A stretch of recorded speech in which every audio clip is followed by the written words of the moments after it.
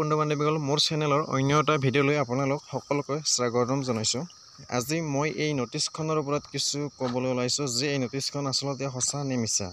এই নটিছখন বহুতে ভাইৰেল কৰি আছে, কোনোবাই এই নটিছখন এডিট কৰি পেলাই দিছে, আচলতে এই নটিছখন মিছা। ইয়াত লিখা আছে যে 29 এপ্ৰিলৰ পৰা 18 মেলৈ ফিজিকেল SSC GDৰ ফিজিকেল হ'ব, কিন্তু এই নটিছখন সঁচা নহয়, এইখন নটিছখন মিছা। কিয়নো এই 29 এপ্ৰিলৰ পৰা SSC GDৰ ফিজিকেল হোৱা কোনো চান্সে নাই।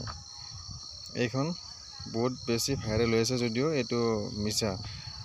এতিয়া বৰ্তমান যিহেতু এই SSC GDৰ যি ফিজিকেল, এই ফিজিকেলটো যিহেতু CRPF পাতে, আপোনালোকে নিশ্চয় জানে।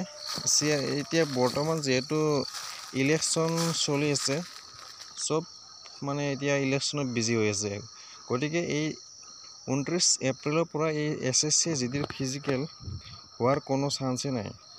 মই যিহেতু এতিয়া বৰ্তমান CRPFৰ ট্ৰেইনিং কৰি আছোঁ, মই নিজে জানো যে আমাৰ যিবিলাক বৰ্তমান ষ্টাফ ট্ৰেইনাৰ আছে, প্ৰায়ভাগ মানে এতিয়া ইলেকশ্যন ডিউটিত গুচি গৈছে। অসমৰ ইলেকশ্যন শেষ হৈছে যদিও ইণ্ডিয়াৰ বহুত ষ্টেট এতিয়াও ইলেকশ্যন হ'বলৈ বাকী আছে।